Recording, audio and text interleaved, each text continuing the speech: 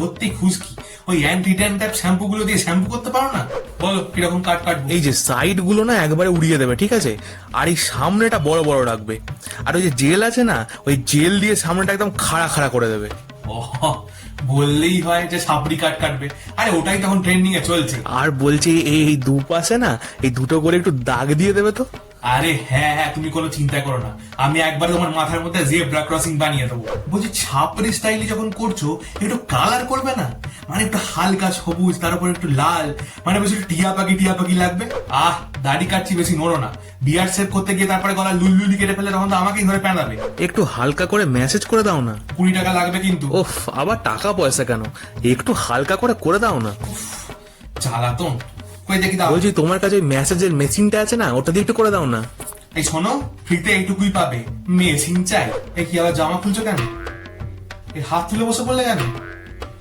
এই বগলে এটা সব কাটতে হবে নাকি?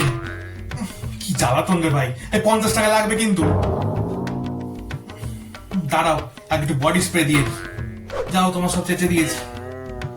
কি আর প্যান্ট খুলছো কেন? কালটা পেছন। এই আমি আর কিছু চাচ্তে পারবো না, অনেক হয়েছে, তুমি যাও তো। আমার দোকানে জীবনে আসবে না, বেরো তুমি আমার দোকান থেকে।